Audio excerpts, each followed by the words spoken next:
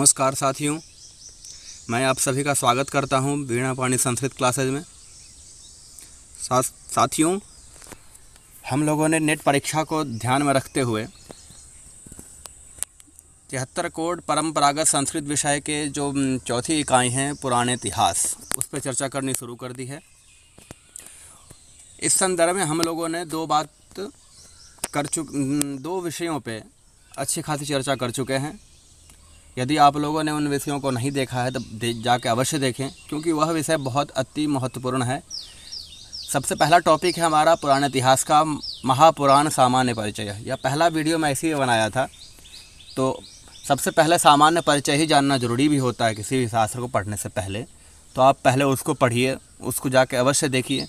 फिर उसके बाद आ जाता है पुराणों के लक्षण के बारे में। दूसरा टॉपिक हमारा है पुराण लक्षणम। पुराणों के लक्षण, पुराण के लक्षण क्या क्या हैं वह सब भी जानना बहुत ज़रूरी है। दूसरी वीडियो में हमने उसी की चर्चा की थी। आज अभी हम लोग यह वीडियो बहुत इंटरेस्टेड होने वाला है, काफ़ी खास होने वाला है, क्योंकि इस वीडियो को देखने से आपको यह जो हमने चलाया है प्रकल्प, इस प्रकल्प में जितने वीडियो बनते हैं वह देखने से क्या हो जाएगा, आप एक पुराण के बारे में अच्छा खासा नॉलेज रख लेंगे। हर एक पुराण के बारे में, किस पुराण में क्या क्या वर्णित है। और कहीं न कहीं यह इतना ज़्यादा महत्वपूर्ण हो जाता है क्योंकि पुराणों में तो बहुत सारी चीज़ों का वर्णन किया जाता है। तो कौन कौन से उसमें मुख्य चीज़ें हैं जो अन्य पुराणों में नहीं मिलता है, तो उसको यूनिक बना देता है। ठीक है। और ऐसे यूनिक चीज़ों से ही प्रश्न आता है। परीक्षार्थी से ऐसे प्रश्न करते हैं परीक्षाओं में। तो जैसा कि मेरा अनुभव है, नेट एग्ज़ाम में पुराणों में क्या विषय वर्णित है, इसको लेकर के भी 2-3 प्रश्न कर दिए जाते हैं। तो आप लोग ध्यान से सुने और इसको अपरिहार्य रूप से अपने मस्तिष्क में इसको स्थापित करें, इसको बिठाएं कि इसके बिना नहीं काम चल सकता है। इसको जानना ज़रूरी है और यह फ़ायदा ही है आपको। किसी पुराण को, इतना बड़ा पुराण है सब, तो उसको पढ़ने की आवश्यकता नहीं है। बिना पढ़े ही आप उसके बारे में अच्छा खासा नॉलेज रख लेंगे कि किस पुराण में किस चीज़ का वर्णन है। ठीक है। तो चलिए बिना समय गंवाए हम आज अपना सेशन शुरू करते हैं। चर्चा करते हैं जो किस पुराण में किस विषय का वर्णन किया गया है। ठीक है। पुराणों के बारे में, पुराणों की विशेषता समझेंगे आज इस तरीके से हम लोग। ठीक है। तो चलिए शुरू करते हैं। देखिए, पुराणों के क्रम में सबसे पहला हमारा, हम लोग जानते हैं 18 पुराण है। कल ही हम लोगों ने चर्चा की थी कितना पुराण है। पुराणों की संख्या है 18।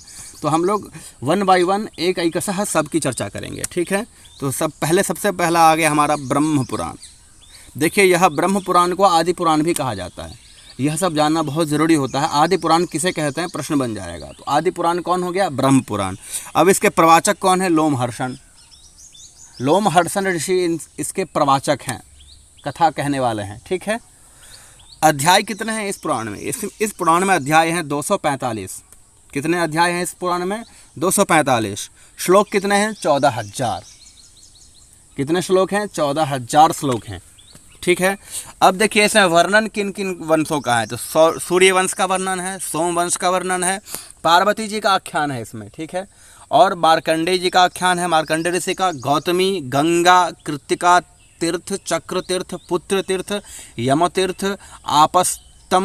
आपस्तंभ तीर्थ के महात्म्य, गौतमी के अनिर्गत दिया हुआ है। गौतमी के अंतर्गत यह सब दिया हुआ है। निर्गत न क्षम्यताम, गौतमी के अंतर्गत यह सब दिया हुआ है। कृष्ण चरित्र, मरणोपरांत अवस्था का वर्णन, कोणार्क का वर्णन, सूर्य महिमा, सांख्य योग। यहाँ सांख्य के 26 तत्व बताए गए हैं। आप लोग सांख्य दर्शन पढ़ेंगे सर्वदर्शन में, आपका यह टॉपिक है। तो पुराणों में सांख्य की चर्चा कहाँ हुई है, तो सबसे पहले पुराणों में चर्चा हुई है आदि पुराण में, ब्रह्म पुराण में। ठीक है। जहाँ पे 26 तत्व बताया गया है, यह बहुत ज़्यादा मुख्य हो जाता है। आप जो सांख्य कारिका पढ़ते हैं उसमें केवल और केवल 25 तत्व बताएगा, पंचविंशत तत्वानि कहा गया है। ठीक है। यहाँ पे 26 तत्व बताए गए हैं। ठीक है। इसको एक अलग चीज़ हो गया। यहाँ पर सांख्य के बारे में 26 तत्व कहाँ बताए गए हैं, ऐसा प्रश्न आ सकता है। ठीक है। तो इस प्रकार से हम लोग जानेंगे जो ब्रह्म पुराण में क्या क्या विषय वर्णित है, उसके अध्याय कितने हैं, उसमें श्लोक संख्या कितने हैं, उसके प्रवाचक कितने हैं। ठीक है। इसी क्रम में हम लोग आगे बढ़ते हैं। देखिए, पद्म पुराण आ गया। पद्म पुराण, यह इसके श्लोक हैं 50,000। ठीक है। इसे कितने श्लोक हैं, 50,000। अध्याय हैं इसमें 641 अध्याय हैं इसमें 641। मार्केट में, बाज़ार में 2 संस्करण इनका उपलब्ध है। पद्म पुराण का बंगाली का संस्करण और देवनागरी लिपि का संस्करण। 6 खंड देवनागरी में आता है इनका, ठीक है, 6 खंडों में देवनागरी में छपा हुआ है यह ग्रंथ। यह ग्रंथ महज 4-5 भागों में बटा हुआ है, ठीक है। वही देखना है क्या है, तो आदि भूमि, आदि खंड, भूमि खंड, ब्रह्मा खंड, पाताल खंड और सृष्टि खंड, और 6वां है उत्तरखंड, ठीक है। इसमें अब सबसे बड़ी बात है, उत्तरखंड में जो है वह आख्यानों का वर्णन है, ठीक है, आख्यान का वर्णन है। और 5वां जो हो गया इसका सृष्टि, उसमें 5 पर्वों का वर्णन है, ठीक है। अब उसमें 5 पर्व कौन कौन से होते हैं देखिए, पौष्कर पर्व, तीर्थ पर्व, तृतीय पर्व, राजाओं का वंशानुकीर्तन और मोक्ष पर्व। यह 5 पर्व वर्णित है सृष्टि खंड में। पद्म पुराण के सृष्टि खंड में 5 पर्वों का वर्णन मिलता है, ठीक है। अब पौष्कर पर्व क्या होता है, तीर्थ पर्व क्या होता है, इसको भी देखना जरूरी है। देखिए, पौष्कर पर्व है 9 प्रकार के सृष्टियों का वर्णन होता है इसमें, देवता इत्यादि का सृष्टियों का वर्णन मिलता है इसमें।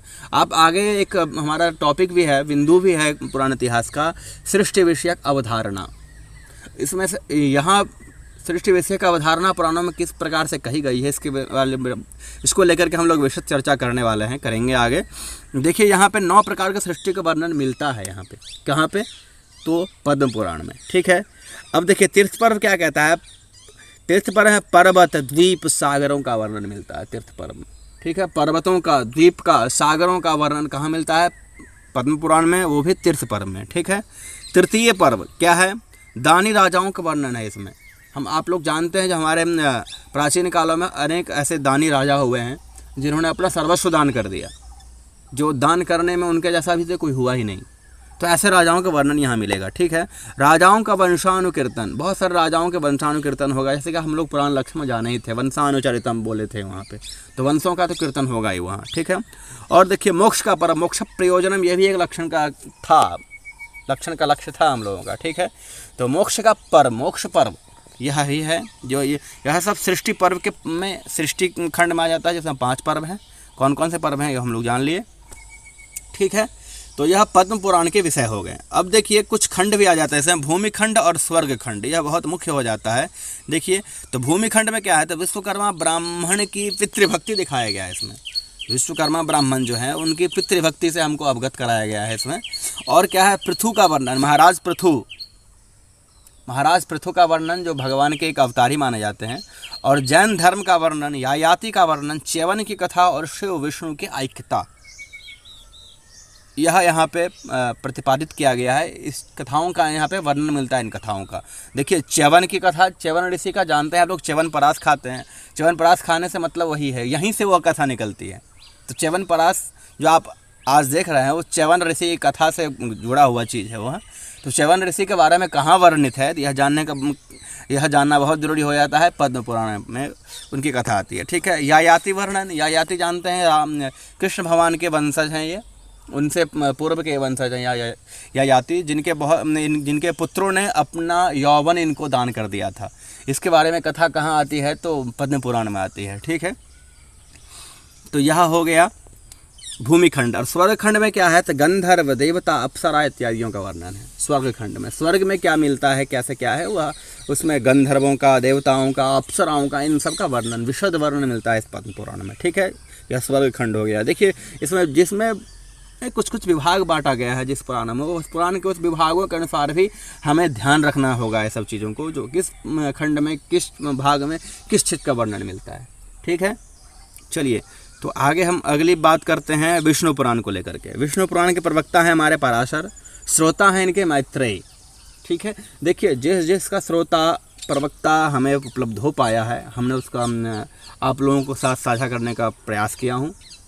जिसका नहीं मिलता है, अब जो हमें अभी तक प्राप्त नहीं हुआ है, उसका हम लोग नहीं बता पाए, यहाँ नहीं निर्दिष्ट कर पाए हैं। अध्ययन जारी है, यदि मिलेगा तो आपको तत्त समय पर सूचित किया जाएगा। यदि किसी को यह पता हो तो अवश्य कमेंट बॉक्स में देकर सूचित करें। चलिए, तो विष्णु पुराण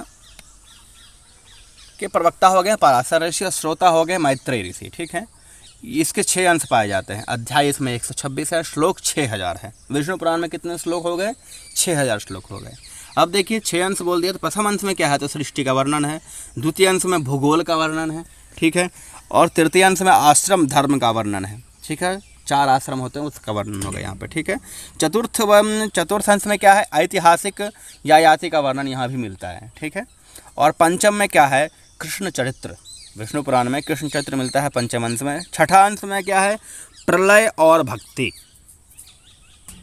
प्रलय और भक्ति, यह 6 अंशों में विभाजित है विष्णु पुराण। विष्णु पुराण में देखिए कृष्ण चरित्र है, देखिए कुछ कुछ पुराणों में आपको कुछ सिमिलरिटी मिलेगी, कुछ समानता मिलेगी, ठीक है। तो प्रायः समानता से आप घबराइएगा नहीं, भ्रमित नहीं होना है, जिसमें जो समानताएं मिलती है प्रायः उससे प्रश्न नहीं आएगा, ये ध्यान रखिएगा।